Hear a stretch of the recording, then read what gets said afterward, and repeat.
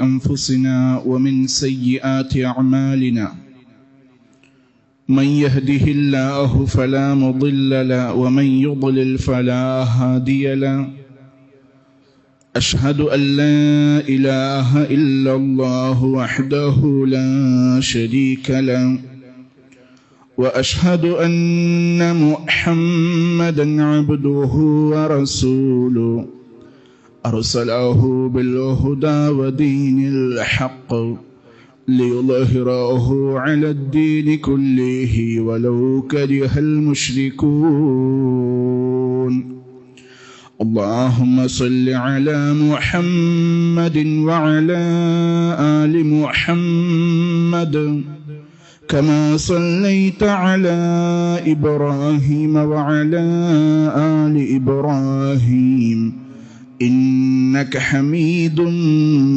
مجيد اللهم بارك على محمد وعلى آل محمد كما باركت على إبراهيم وعلى آل إبراهيم إنك حميد مجيد أما بعد فإن خير الكلام كلام الله وخير السنن سنن محمد صلى الله عليه وسلم وشر الأمور محدثاتها وكل محدثة بدعة وكل بدعة ضلالة وكل ضلالة في النار أيها الناس أوصيكم عباد الله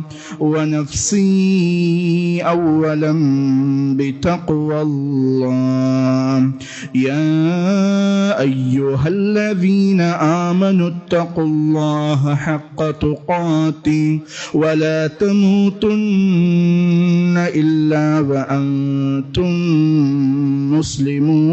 مسلمون يا أيها الناس اتقوا ربكم الذي خلقكم من نفس واحدة وخلق منها زوجها وبث منهما رجالا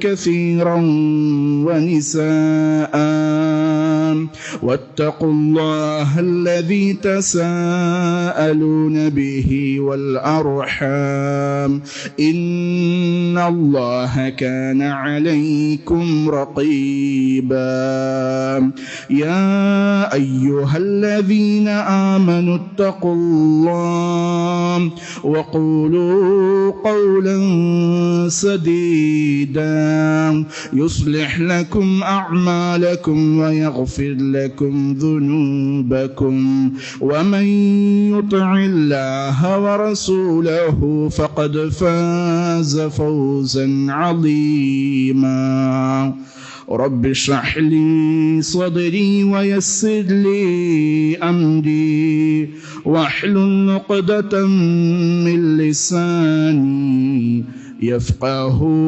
قولي.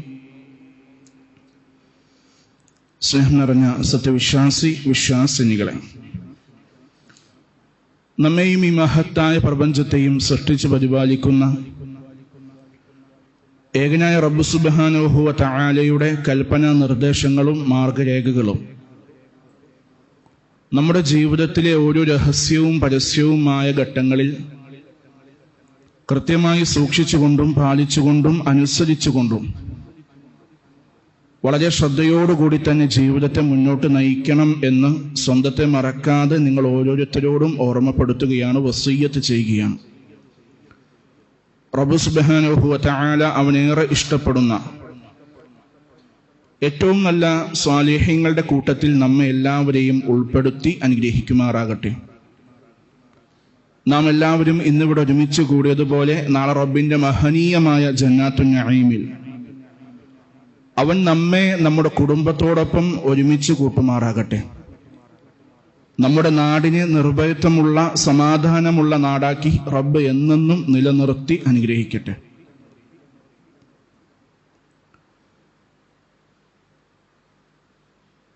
ഇസ്രാ മിഅ്റാജ് യാത്രയെക്കുറിച്ച് നമ്മൾ പല ചരിത്രങ്ങളിലൂടെ കേട്ടിട്ടുണ്ട്.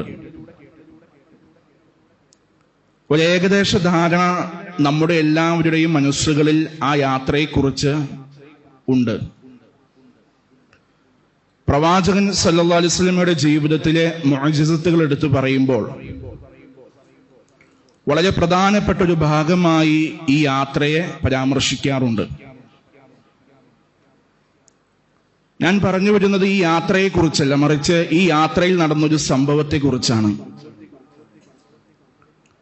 മിഅ്റാജിന്റെ യാത്രയിൽ നബി സല്ലല്ലാഹു അലൈഹി വസല്ലമയുമായി ജിബ്രീൽ അലൈഹിസ്സലാം ഇങ്ങനെ രാപ്രയാണം നടത്തുകയാണ്. ആ സമയത്ത് നബി സല്ലല്ലാഹു അലൈഹി വസല്ലമിന്റെ അടുക്കലേക്ക് വല്ലാത്തൊരു സുഗന്ധം ഇങ്ങനെ പ്രവാചകന്റെ അടുക്കലേക്ക് കടന്നു വന്നു. പ്രവാചകൻ സല്ലല്ലാഹു അലൈഹി വസല്ലം ആ അതിമഹത്തരമായ റായിഹത്തൻ ത്വയ്യിബ എന്നാണ് പരാമർശിച്ചത്, അതിമഹത്തരമായ സുഗന്ധം. ആ സുഗന്ധത്തെ കുറിച്ച് ജിബ്രീൽ അലൈഹിസ്സലാമിനോട് നബി സല്ലല്ലാഹു അലൈഹി വസല്ലം ചോദിക്കുകയാണ്, എന്താണ് ജിബ്രീലെ ഈ സുഗന്ധം, എന്താണ് ഇത്, എവിടെ നിന്നാണ് ഈ മണം വരുന്നത് എന്ന് ചോദിച്ചു. ജിബ്രീൽ അലൈഹിസ്സലാം പറഞ്ഞു, ഹാദിഹി റായിഹത്തു മാഷിതത്തു ഇബ്നതി ഫിർഔന വ ഔലാദിഹ. ഫിർഔനിന്റെ, ഫറോവയുടെ മകൾക്ക് ഖിദ്മത്ത് ചെയ്തിരുന്ന ഒരു അടിമപ്പെണ്ണുണ്ട്. ആ അടിമപ്പെണ്ണിന്റെയും അവളുടെ മക്കളുടെയും സുഗന്ധമാണ് ഈ അടിച്ചു വീശുന്നത് എന്ന് ജിബ്രീൽ അലൈഹിസ്സലാം പറഞ്ഞു കൊടുക്കുക. നബി സല്ലല്ലാഹു അലൈഹി വസല്ലം ഈ ഒരു വാർത്ത കേൾക്കുമ്പോൾ ചോദിക്കുന്നുണ്ട്, എന്താണ് അവരുടെ സംഭവം, എന്താണ്? വമാ ശഅനുഹാ യാ ജിബ്രീൽ, അതൊന്ന് എനിക്ക് പറഞ്ഞു താട്ടെ, എന്താ സംഭവം എന്ന് ചോദിക്കുന്നുണ്ട്. മാഷിത എന്ന് പറഞ്ഞാൽ പ്രത്യേകമായി ആ അടിമപ്പെണ്ണ് ചെയ്തിരുന്നത് ഫിർഔനിന്റെ മകളെ കുളിപ്പിക്കുകയും അതുപോലെ തന്നെ അവൾക്ക് വേണ്ടുന്ന കാര്യങ്ങൾ ചെയ്തു കൊടുക്കുകയും, ഏറ്റവും പ്രധാനപ്പെട്ട അവളുടെ ജോലി എന്ന് പറഞ്ഞാൽ ഫിർഔനിന്റെ മകളുടെ മുടി ചീകി കൊടുക്കുക എന്നതായിരുന്നു. ഹെയർ ഇങ്ങനെ പരിചരിക്കുന്ന, അതുകൊണ്ടാണ് മാഷിത്ത എന്ന് പറയുന്നത്. അപ്പൊ ഈ സംഭവം പ്രവാചകന് എന്താണ് ഈ മണം എന്ന് ചോദിക്കുമ്പോൾ, അവളുടെ കാര്യം എന്താണ്, സംഭവം എന്താണെന്ന് ചോദിക്കുമ്പോൾ ജിബ്രീൽ അലൈഹിസ്സലാം അവിടെ പറഞ്ഞു കൊടുക്കുന്ന ഒരു കഥയുണ്ട്, ഒരു സംഭവമുണ്ട്. ഒരിക്കലിങ്ങനെ ഈ മാഷിത്ത, ഈ അടിമപ്പെണ്ണ് ഫിർഔനിന്റെ മകളുടെ മുടി ചീകി കൊടുക്കുന്ന സമയത്ത് ആ കയ്യിൽ നിന്നും ചീപ്പെന്ത് ചെയ്തു, താഴെ വീണുപോയി. താഴെ വീണ ചീപ്പെടുക്കുന്ന സമയത്ത് ഇവള് പറയുകയാണ്, ബിസ്മില്ല, അള്ളാന്റെ നാമത്തിൽ എന്ന് പറഞ്ഞുകൊണ്ട് ആ ചീപ്പ് താഴെ നിന്നെടുത്തു. ഈ ബിസ്മില്ല കേട്ട ഫിർഔനിന്റെ മകൾ അവളോട് ചോദിക്കുകയാണ്, ആ അടിമപ്പെണ്ണിനോട് ചോദിക്കുകയാണ്, അബി, അതായത് നിങ്ങൾ ഈ പറഞ്ഞ ബിസ്മില്ല എന്ന് പറയുന്ന അള്ളാഹ് എന്റെ ഉപ്പയാണോ എന്ന് ചോദിച്ചു. എന്റെ ഉപ്പയെ കുറിച്ചാണോ നിങ്ങൾ പറയുന്നത്? കാരണം അവിടെ മുഴുവനും പഠിപ്പിച്ചു വച്ചിരിക്കുന്നത് അങ്ങനെയാണ്, അന റബ്ബുക്കുമുൽ അഅല, ഞാനാണ് ഏറ്റവും ഉന്നതനായ റബ്ബ് എന്നാണ് ഫിർഔൻ ഇങ്ങനെ പറഞ്ഞു നടന്നിരുന്നത്. ഫിർഔനിനെ റബ്ബായി പരിഗണിക്കാത്ത, അംഗീകരിക്കാത്ത മുഴുവൻ ആളുകളെയും കൊന്നുകളയുന്ന ഒരു പ്രവണത ആ കാലഘട്ടത്തിൽ ഉണ്ടായിരുന്നു. അങ്ങനെയാണ് അവിടെ പഠിപ്പിക്കപ്പെട്ടിട്ടുള്ളത്. അപ്പൊ ആ അടിമപ്പെണ്ണ് പറയുകയാണ്, വലാകിൻ റബ്ബി വ റബ്ബു അബീഖില്ല, എന്റെയും നിന്റെയും നിന്റെ ഉപ്പയുടെയും ഒക്കെ റബ്ബ് ആരാണോ ആ അള്ളയാണ് ഞാൻ ഇവിടെ ഉദ്ദേശിച്ചിരിക്കുന്നത് എന്ന് ഫിർഔനിന്റെ മകളോട് ഈ അടിമപ്പെണ്ണ് പറയുകയാണ്. ഇത് കേട്ടപ്പോ ഈ ഫിർഔനിന്റെ മകൾ ചോദിച്ചു, ഉഖ്ബിറുഹു ബിദാലിക, നീ പറഞ്ഞ കാര്യം ഞാൻ എന്റെ ഉപ്പയുടെ അടുക്കൽ പോയി പറഞ്ഞു കൊടുക്കട്ടെ എന്ന് ചോദിച്ചപ്പോ ആ അടിമപ്പെണ്ണ് പറഞ്ഞു, ഞാൻ, നീ പറഞ്ഞു കൊടുത്തു, എനിക്കൊരു കുഴപ്പവുമില്ല എന്ന് പറഞ്ഞു. അങ്ങനെ ഫിർഔനിന്റെ അടുക്കൽ ഈ വാർത്തയെത്തി. ഫിർഔനിന്റെ അടുക്കൽ വാർത്തയെത്തിയപ്പോൾ ഫദആഹ, ആ പെണ്ണിനെ എന്ത് ചെയ്യാണ്, അവിടേക്ക് വിളിപ്പിക്കുക. ഈ സ്ത്രീ അവിടെ വരുമ്പോൾ ഫിർഔൻ ചോദിക്കുന്നുണ്ട്, വ ഇന്ന ലകി റബ്ബൻ ഗൈരി, ഞാനല്ലാത്തൊരു റബ്ബ് നിനക്കുണ്ടോ? ഞാനല്ലാത്തൊരു റബ്ബിനെ നീ ആരാധിക്കുന്നുണ്ടോ? ഞാനല്ലാത്തൊരു റബ്ബിനെ നീ വിളിച്ച് സഹായം തേടുന്നുണ്ടോ, അംഗീകരിക്കുന്നുണ്ടോ എന്ന് ചോദിച്ചു. അവൾ പറഞ്ഞു, ഖാലത്ത് നഅം റബ്ബി വ റബ്ബുക്കല്ലാഹ്. ഈമാനിന്റെ ഉറച്ച വിശ്വാസത്തിൽ ഇസ്തിഖാമത്ത്, അവിടെ ഇസ്തിഖാമത്ത് നമുക്ക് മനസ്സിലാക്കാൻ സാധിക്കും. ആ പെണ്ണ് പറയണം, അതെ, എന്റെയും നിന്റെയൊക്കെ റബ്ബ് ഒരാളുണ്ട്, ആ റബ്ബിനെയാണ് ഞാൻ സ്വീകരിക്കുന്നത്, അംഗീകരിക്കുന്നത് എന്ന് പറഞ്ഞു. ഫിർഔനിന് വല്ലാത്ത കലി കയറുകയാണ്. അങ്ങനെ ആ ഫിർഔൻ തന്റെ അനുചരന്മാരോ കിങ്കരന്മാരോട്, പടയാളികളോട് പറഞ്ഞു, എത്രയും വേഗം നിങ്ങൾ എന്ത് ചെയ്യും, ഒരു വലിയൊരു തീക്കുണ്ടാരം ഒരുക്ക്. ആ തീക്കുണ്ടാരം ഒരുക്കിയിട്ട് അതിന്റെ മുകളിൽ ഒരു വലിയ വാർപ്പ് വെച്ച് അതിൽ എണ്ണയൊഴിച്ച് നിങ്ങൾ തിളപ്പിച്ചിട്ട് ഇവളെയും ഇവളുടെ മക്കളെയും ആ എണ്ണയിലിട്ട് നിങ്ങൾ ചുട്ടുകരിക്കാൻ വേണ്ടിയിട്ട് ഫിർഔൻ പറയുകയാണ്. അങ്ങനെ പടയാളികൾ എന്ത് ചെയ്തു? വലിയൊരു സമൂഹ മധ്യത്തിലൊരു മൈതാനത്ത് വലിയൊരു അടുപ്പ് പൂട്ടി അതിൽ വലിയൊരു വാർപ്പ് വെച്ച് എണ്ണയൊഴിച്ച് ഇങ്ങനെ തിളപ്പിച്ച് മറയ്ക്കുന്ന സമയത്ത് ഈ അടിമ പെണ്ണിനെയും തന്റെ മക്കളെയും എന്ത് ചെയ്തു? അവിടേക്ക് കൊണ്ടുവന്നു. അതിനടുക്കൽ കൊണ്ടുവന്നു വെച്ചിട്ട് ഫിർഔൻ ചോദിക്കുകയാണ്, നീ പറഞ്ഞ വാക്കിൽ നിന്ന് പിന്തിരിയാൻ നീ തയ്യാറുണ്ടോ? എന്നെ റബ്ബായിട്ട് അംഗീകരിക്കാൻ നീ തയ്യാറുണ്ടെങ്കിൽ നിന്നെ ഞാൻ വെറുതെ വിടാം, ഇല്ലെങ്കിൽ എന്ത് ചെയ്യും? ഇവിടെ ഇട്ട് കരിക്കുമെന്ന് പറഞ്ഞു. ആ പെണ്ണ് ഒരു അടി പോലും എന്ത് ചെയ്തിട്ടില്ല, പിറകോട്ട് വലിഞ്ഞില്ല എന്നുള്ളതാണ്. അങ്ങനെ ആ പെണ്ണിന്റെ മൂത്ത മകനെ എന്ത് ചെയ്യാണ്? ഫിർഔൻ പടയാളികളോട് പറഞ്ഞ് ആ എണ്ണയിലിട്ട് ഇങ്ങനെ വറുത്തെടുത്ത് ആ മകൻ അവിടെ പൂർണ്ണമായിട്ടും മരിച്ച് എല്ലു മാത്രമാകുന്ന ഒരവസ്ഥയിലേക്ക് എത്തി. അത് കണ്ടു നിന്ന് ആ പെണ്ണിനോട് ചോദിച്ചു, നീ പിന്മാറാൻ തയ്യാറുണ്ടോ? ഇല്ലാന്ന് പറഞ്ഞപ്പോ രണ്ടാമത്തെ മകനെയും വിളിച്ചെന്ത് ചെയ്യാണ്? പിടിച്ചുകൊണ്ടുവന്ന ആ എണ്ണയിലിട്ട് ചുട്ടുകരിച്ചു. മൂന്നാമത്തതും നാലാമത്തതും ഇരട്ടക്കുട്ടികൾ. അതിലൊരാളെ മൂന്നാമത്തെ കുട്ടിയെയും കൊണ്ടുവന്ന് എന്ത് ചെയ്യാണ്? ഈ എണ്ണയിലിട്ട് കരിക്കുമ്പോഴും ചോദിക്കുന്നുണ്ട്, പിന്മാറാൻ നീ തയ്യാറുണ്ടോ എന്ന് ചോദിക്കുക. ആ പെണ്ണ് പറഞ്ഞു, ഒരിക്കലുമില്ല, ഞാൻ എൻ്റെ റബ്ബിൽ നിന്ന് ലാ ഇലാഹ ഇല്ലല്ലാഹയിൽ നിന്ന് പിന്മാറുന്ന കാരണമില്ല എന്ന് പറഞ്ഞു. ആ ഉമ്മ അതിനകത്ത് ഉറച്ചു നിന്നു. നാലാമത്തെ കുട്ടി എന്ന് പറഞ്ഞാൽ 7 മാസം പ്രായമേ ഉള്ളൂ. 7 മാസം പ്രായമുള്ള കുട്ടി, ഉമ്മയുടെ മാറോട് ചേർന്ന് കിടക്കുന്ന കുട്ടി, പാല് കുടിക്കുന്ന പ്രായമുള്ള കുട്ടി. ഈ കുട്ടിയെ ഉമ്മയുടെ മാറടത്ത് നിന്ന് പിടിച്ചു വലിക്കാൻ നോക്കുന്ന സമയത്ത് അവളോട് ചോദിക്കുന്നുണ്ട്, നീ പറയുന്ന വാക്കിൽ നിന്ന് പിന്മാറാൻ നീ തയ്യാറുണ്ടോ?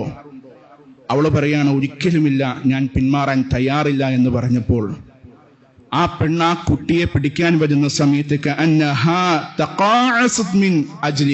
തന്റെ മാറിലേക്ക് എന്ത് ചെയ്യണം? ആ കുട്ടിയെ ചേർത്ത് പിടിക്കുക.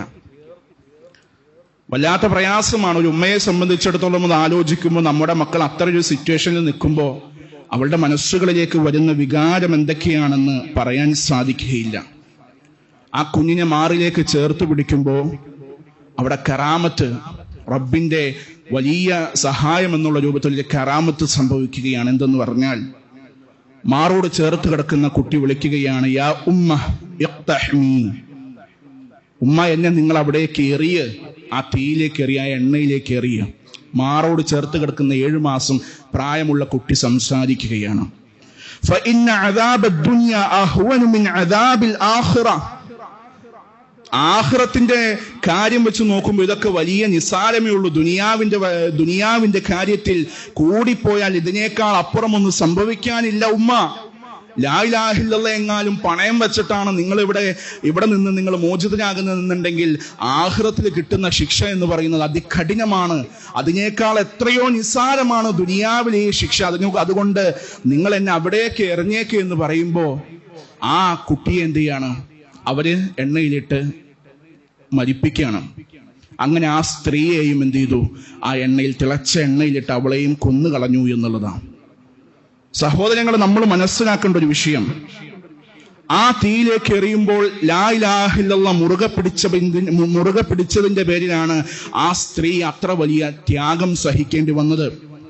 ജിബ്രീൽ അലൈഹിസ്സലാം പറയാണ്, ഇത് ആ പെണ്ണിന്റെയും അവളുടെ മക്കളുടെയും സുഗന്ധമാണ്, പരിമണമാണ് ഈ അടിച്ചു വീശുന്നത് എന്ന് നബി സല്ലല്ലാഹു അലൈഹി വസല്ലമയോട് പറഞ്ഞു കൊടുക്കുക. നമ്മൾ മനസ്സിലാക്കണം, ലാ ഇലാഹ ഇല്ലല്ലാഹ് പറഞ്ഞതിന്റെ പേരിൽ, ലാ ഇലാഹ ഇല്ലല്ലാഹ് അംഗീകരിച്ചതിന്റെ പേരിൽ, അള്ളാനെ മാത്രമേ വിളിച്ചു പ്രാർത്ഥിക്കാൻ പാടുള്ളൂ, അള്ളാനോട് മാത്രമേ സഹായം തേടാൻ പാടുള്ളൂ എന്ന് പറഞ്ഞതിന്റെ പേരിൽ പല രൂപത്തിലുള്ള ക്രൂരതകളും പീഡനങ്ങളും നമ്മൾ എന്ത് ചെയ്യേണ്ടി വരും? അനുഭവിക്കേണ്ടി വരും എന്നുള്ളതാണ്. എത്ര വലിയ പ്രയാസത്തിലും പ്രതിസന്ധികളിലും സത്യവിശ്വാസിയായി ഉറച്ചു നിൽക്കാനുള്ള ഇസ്തിഖാമത്ത്, അത് റബ്ബിന്റെ അടുക്കൽ നിന്നുള്ള അപാരമായ സഹായമാണ്. ആ സഹായം ഉണ്ടാകുന്ന ആളുകൾക്ക് അവന്റെ ജീവിതത്തിൽ എന്തെല്ലാം പ്രതിസന്ധികൾ വന്നാലും അവിടെയൊക്കെ റബ്ബ് എന്ത് ചെയ്യും? പ്രത്യേകമായ കറാമത്തിട്ട് കൊടുക്കും. ചില ആളുകളൊക്കെ നമ്മുടെ നാട്ടില് കറാമത്തിന്റെ പേരിൽ പറഞ്ഞു നടക്കുന്നവരായ ആളുകളുണ്ട്. ഇന്ന ആൾക്ക് ഇന്ന കറാമത്തുണ്ട്, ഇന്ന ആൾക്ക് ഇന്ന കറാമത്തുണ്ട്. തൊട്ടുമുത്തുന്ന, മന്ത്രിച്ചൂതുന്ന, മന്ത്രിച്ചൂതിയ വെള്ളം കുടിക്കുന്ന, എല്ലാ രൂപത്തിലുമുള്ള അന്യമതസ്ഥർ ഏതെല്ലാം രൂപത്തിലുള്ള വൃത്തികേടുകൾ കാണിക്കുന്നുണ്ടോ അത് മുഴുവനും പണയത്തിനെടുത്തുകൊണ്ട് കാട്ടിക്കൂട്ടി നടക്കുന്ന മുസ്ലിം കോപ്രായങ്ങൾ കാണിച്ച് നടക്കുന്ന മുസ്ലിമീങ്ങളുണ്ട്. അവരെയൊന്നും കറാമത്തുകളുള്ള ആളുകളായിക്കൊണ്ട് നമുക്ക് എന്ത് ചെയ്യാൻ പറ്റില്ല, അംഗീകരിക്കാൻ പാടില്ല. പ്രവാചകൻ സല്ലല്ലാഹു അലൈഹി വസല്ലം പറഞ്ഞു തന്ന ഈ രൂപത്തിലുള്ള കറാമത്തുകളാണ് നമ്മൾ മനസ്സിലാക്കുന്നത്. അത് കിട്ടണമെന്നുണ്ടെങ്കിൽ, അള്ളാന്റെ വലിയായി മാറണമെന്നുണ്ടെങ്കിൽ ലാ ഇലാഹ ഇല്ലല്ലാഹ് മുറുകെ പിടിച്ചുകൊണ്ട് ജീവിക്കുന്നവർക്കേ പറ്റൂ. ഇസ്ലാമിലെ 3 സംഭവങ്ങൾ പറയാറുണ്ട്. ഒന്ന്, തൊട്ടിൽ കിടന്ന് സംസാരിച്ച 3 കുട്ടികളിൽ ഒരു കുട്ടി ഏതാണ്? ഈ പറയുന്ന ചെറിയ മുലകുടി പ്രായത്തിലുള്ള കുട്ടികൾ സംസാരിച്ച ചരിത്രം പറയുന്നിടത്ത് പരാമർശിക്കുന്ന ഒരു ചരിത്രമാണിത്. രണ്ടാമത്തെ ഒരു ചരിത്രമുണ്ട്. രണ്ടാമതായി തൊട്ടിൽ കിടന്ന് സംസാരിക്കുന്ന ഒരു കുട്ടിയെ കുറിച്ച് പരിശുദ്ധമായ ഖുർആൻ പരിചയപ്പെടുത്തുന്നുണ്ട്. അത് ഒരു പുരുഷന്റെ ഇടപെടലില്ലാതെ പ്രവാചകൻ റബ്ബ് സുബ്ഹാനഹു വ തആലയുടെ പ്രത്യേകമായ അനുഗ്രഹം കൊണ്ട്, കഴിവുകൊണ്ട് മറിയം അലൈഹിസ്സലാം എന്ത് ചെയ്യാണ്? ഗർഭം ധരിക്കുകയാണ്. അങ്ങനെ കുഞ്ഞിനെ പ്രസവിച്ച് ഈസാ നബി അലൈഹിസ്സലാം ജനിച്ച് ആ നാട്ടുകാർക്കിടയിലേക്ക് വരുമ്പോ മറിയം അലൈഹിസ്സലാമിന് എന്ത് ചെയ്യാ? ഈ നാട്ടുകാർ പരിഹസിക്കുക, കളിയാക്കുക. ഈ കളിയാക്കുന്ന സമയത്ത് അവർ പറയുന്നുണ്ട്, യാ ഉഖ്ത ഹാറൂൻ മാ കാന അബൂകി ഇംറഅ സൗഇൻ വമാ കാനത് ഉമ്മുകി ബഗിയ. നിന്റെ പിതാവ് ഒരു ചീത്ത മനുഷ്യനായിരുന്നില്ല, നിന്റെ മാതാവ് ഒരു ദുർനടപ്പുകാരിയായിരുന്നില്ല, നീ എന്തേ ഇങ്ങനെ പിഴച്ചുപോയത് എന്നുള്ള രൂപത്തിൽ വലിയ രൂപത്തിലുള്ള പരിഹാസങ്ങളും കളിയാക്കലുകളും അങ്ങനെ ഉണ്ടാകുമ്പോ ഫഅശാറത്ത് ഇലൈ, ആ കിടക്കുന്ന ചെറിയ പൈതലിനെ ചൂണ്ടിക്കാണിച്ചു കൊടുത്തുകൊണ്ട് പറയാണ്, നിങ്ങൾക്ക് എന്തെങ്കിലും ചോദിക്കാനുണ്ടെങ്കിൽ ആ കുഞ്ഞിനോട് ചോദിക്കേ എന്ന്. ഈ മനുഷ്യന്മാർ അത്ഭുതത്തോടു കൂടി ചോദിക്കുന്നുണ്ട്. സൂറത്ത് മറിയം അത് കൃത്യമായി വിശദീകരിക്കുന്നുണ്ട്. ഖാലു, അവർ ചോദിക്കുകയാണ്, കൈഫ നുകല്ലിമു മൻ കാന ഫിൽ മഹ്ദി സബിയ.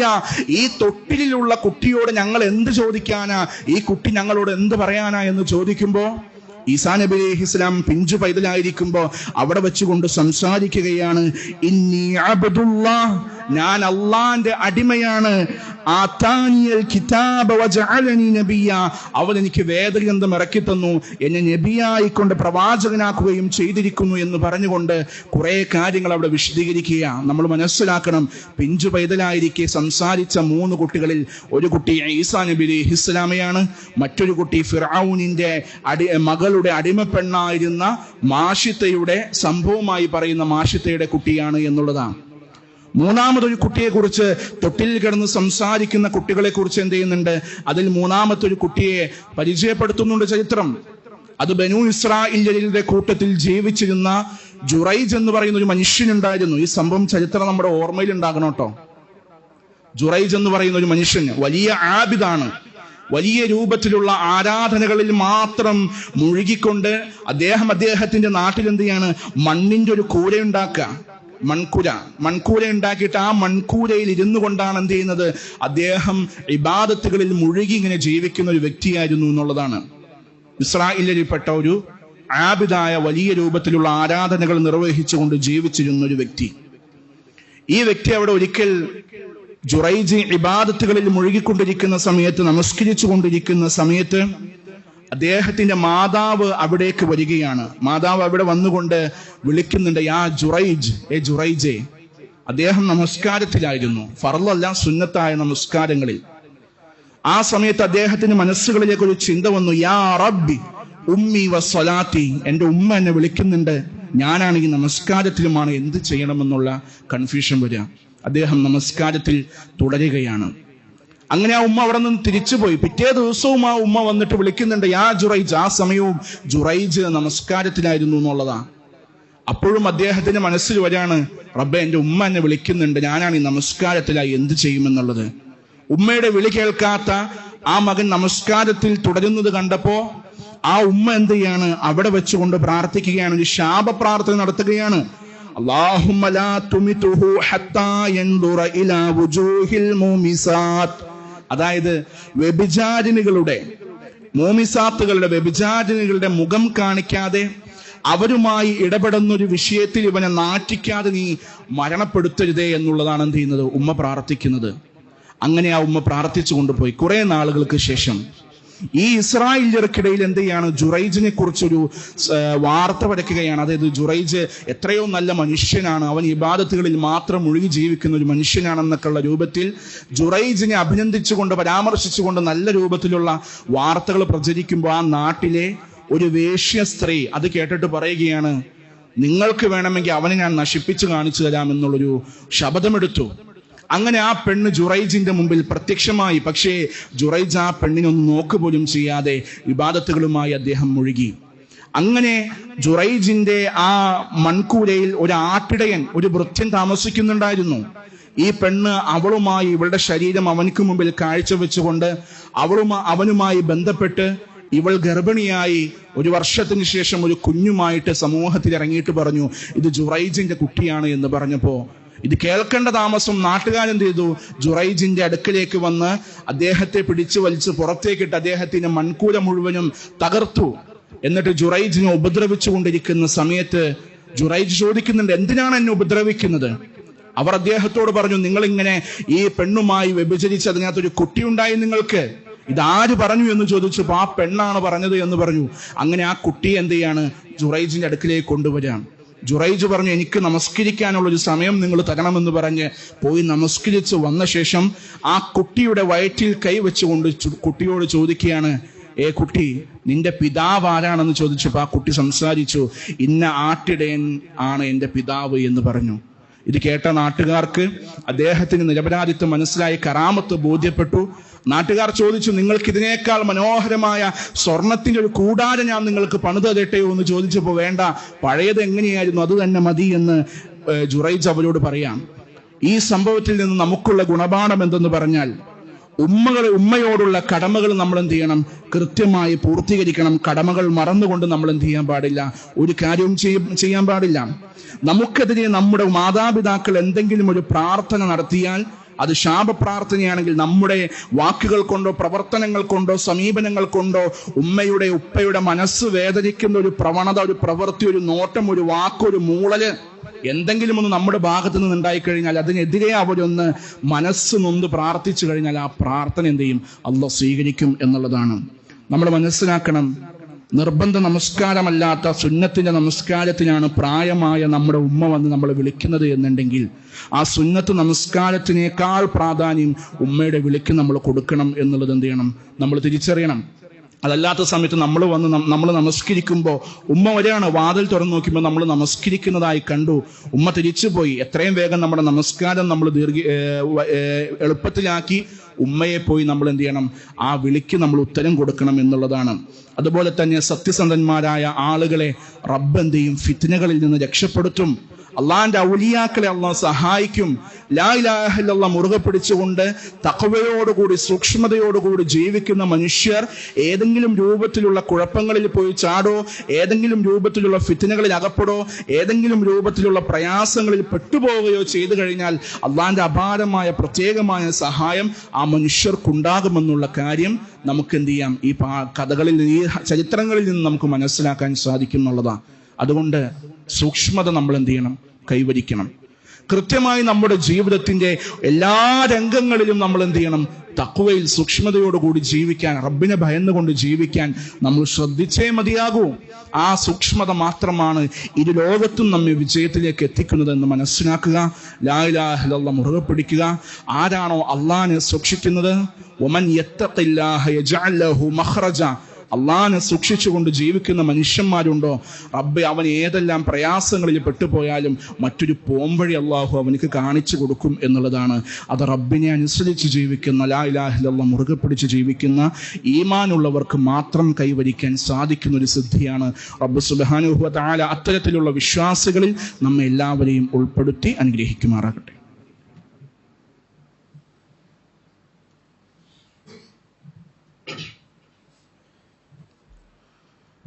الحمد لله الأحد والفرد الصمد الذي لم يلد ولم يولد ولم يكن له كفوا أحد.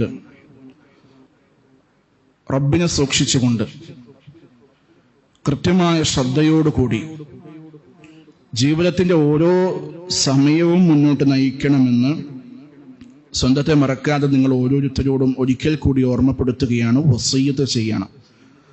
റബ്ബ് സുബ്ഹാനഹു വ തആല അവൻ ഇഷ്ടപ്പെടുന്ന ഏറ്റവും നല്ല വിശ്വാസികളിൽ നമ്മെ എല്ലാവരെയും ഉൾപ്പെടുത്തി അനുഗ്രഹിക്കുമാറാകട്ടെ.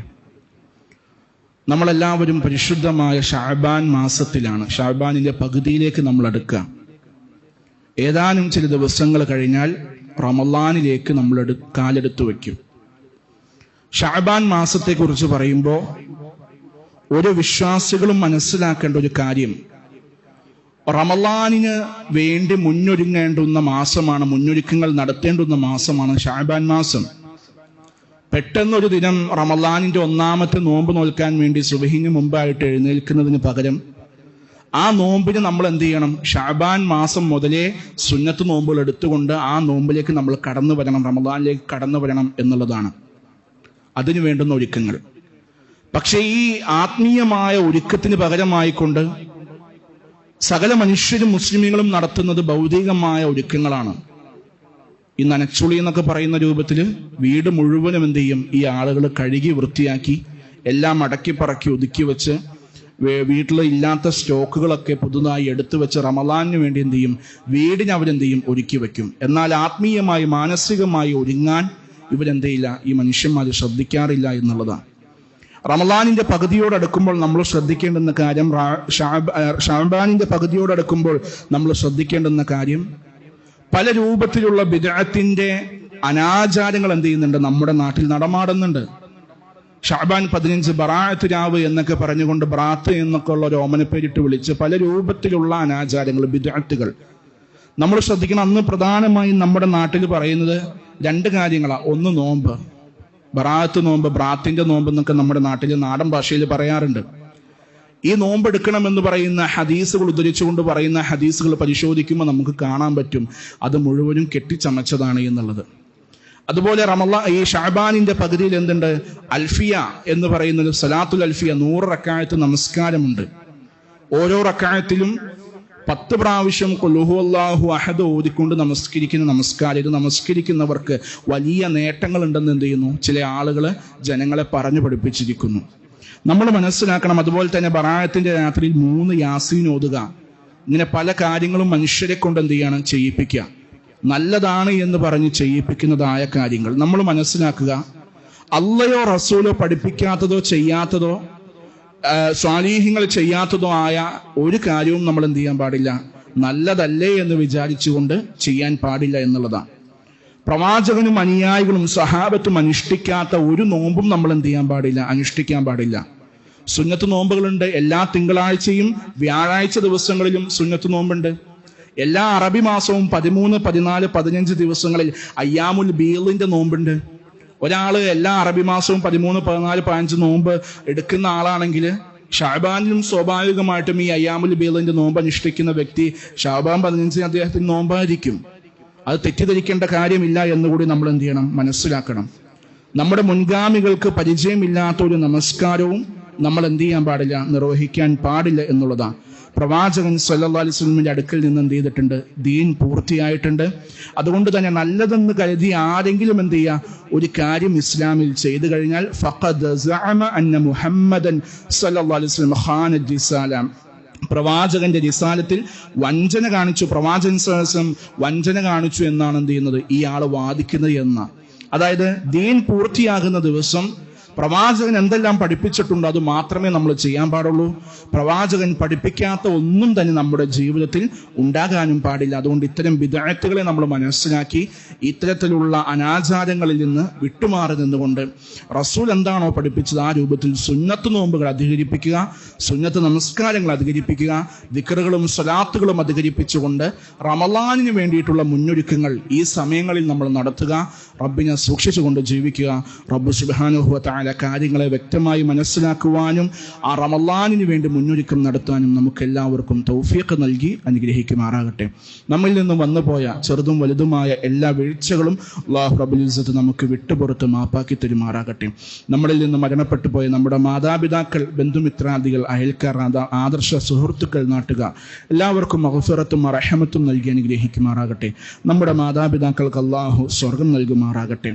നമ്മുടെ കൂട്ടത്തിൽ പല രൂപത്തിലുള്ള അസുഖങ്ങൾ കൊണ്ട് ബുദ്ധിമുട്ടുന്നവരുണ്ട്. റബ്ബ് സുബ്ഹാനഹു വ തആല അവരുടെ ചെറുതും വലുതുമായ എല്ലാ അസുഖങ്ങളും പൂർണ്ണമായ സൗഖ്യത്തിലാക്കി കൊടുക്കുമാറാകട്ടെ. ദുആ കൊണ്ട് വസിയ്യത്ത് ചെയ്തവരുണ്ട്. അടുത്ത ദിവസങ്ങളിലായി ഹാർട്ടിൻ്റെ ഒരു വാൽവുമായി ബന്ധപ്പെട്ട് സർജറിയിൽ പ്രവേശിക്കുന്ന ഒരു മകന് വേണ്ടിയിട്ട്, ഒരു കുട്ടിക്ക് വേണ്ടി ദുആ ചെയ്യാൻ വസിയ്യത്ത് ചെയ്തിട്ടുണ്ട്. റബ്ബ് സുബ്ഹാനഹു വ തആല അവരുടെ ആ ഒരു സർജറി എളുപ്പത്തിലാക്കി കൊടുക്കുമാറാകട്ടെ. പൂർണ്ണമായ ആശ്വാസവും ആഫിയത്തും എത്രയും വേഗം അല്ലാഹു അവർക്ക് നൽകുമാറാകട്ടെ. നമ്മുടെ മക്കളെ കണ്ണിന് കുളിർമയുള്ള, മനസ്സിന് സന്തോഷം തരുന്ന, ഇഹത്തിലും പരത്തിലും ഉപകാരപ്രദമായ സ്വാലിഹായ മക്കളാക്കി വളർത്തിയെടുക്കാൻ അല്ലാഹു തൗഫീഖ് നൽകുമാറാകട്ടെ. നാം അനുഭവിക്കുന്ന ശാരീരികമായ, മാനസികമായ എല്ലാ പ്രയാസങ്ങളിൽ നിന്ന്, വേദനകളിൽ നിന്ന്, സങ്കടങ്ങളിൽ നിന്ന്, ബുദ്ധിമുട്ടുകളിൽ നിന്ന്, അസുഖങ്ങളിൽ നിന്ന്, സാമ്പത്തിക ബാധ്യതകളിൽ നിന്ന്, കടങ്ങളിൽ നിന്ന്, പ്രയാസങ്ങളിൽ നിന്ന്, ടെൻഷനുകളിൽ നിന്നെല്ലാം അല്ലാഹു നമ്മെ പൂർണ്ണമായ ഐശ്വര്യത്തിലേക്കും സമാധാനത്തിലേക്കും സന്തോഷത്തിലേക്കും എത്തിക്കുമാറാകട്ടെ. നമ്മുടെ കുടുംബത്തിൽ അല്ലാഹു എല്ലാ വിധത്തിലുമുള്ള ഹൈറും ബറക്കത്തും കൺകുളിർമയും വർഷിപ്പിച്ചും വർദ്ധിപ്പിച്ചും നൽകുമാറാകട്ടെ. വലിയ രൂപത്തിലുള്ള സാമ്പത്തിക ചെലവ് വേണ്ടി വരുന്ന അസുഖങ്ങളിൽ നിന്ന്, വേദനയുള്ള അസുഖങ്ങളിൽ നിന്ന്, ആശുപത്രി കിടക്കുകളിലും വീടുകളിലുമായി കിടപ്പ് കിടക്കേണ്ടി വരുന്ന അസുഖങ്ങളിൽ നിന്നെല്ലാം അല്ലാഹു നമ്മയും നമ്മുടെ കുടുംബത്തെയും കാത്തുരക്ഷിക്കുമാറാകട്ടെ. നമ്മുടെ മക്കൾക്ക് കാര്യങ്ങൾ കൃത്യമായി പഠിക്കുവാനും അവരുടെ വിദ്യാഭ്യാസ മേഖലകളിലും ഇഹത്തിലും പരത്തിലും ഉന്നതിയിലെത്തുവാനും അല്ലാഹു തൗഫീഖ് നൽകി അനുഗ്രഹിക്കുമാറാകട്ടെ. اللهم اغفر للمؤمنين والمؤمنات المسلمين والمسلمات الأحياء منهم والأموات إنك سميع قريب مجيب الدعوات ويا قاضي الحاجات. اللهم أجرنا من النار، اللهم أجرنا من النار، اللهم أجرنا من النار. ربنا هب لنا من أزواجنا وذرياتنا قرة أعين واجعلنا للمتقين إماما. ربنا آتنا في الدنيا حسنة وفي الآخرة حسنة وقنا عذاب النار. ربنا تقبل منا إنك أنت السميع العليم وتب علينا إنك أنت التواب الرحيم. آمين آمين برحمتك يا أرحم الراحمين والحمد لله رب العالمين.